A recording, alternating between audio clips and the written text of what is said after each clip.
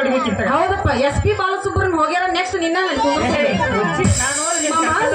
ಏನ್ ಹಾಡ್ತಿ ಮಮ್ಮ ₹11 ಇರ್ತಾವ ನಂದನಿ ನಾ ಎಬಸ್ಲ ಈಗ ಹಂಗಂದ್ರ ಎಬಸ್ಲಿ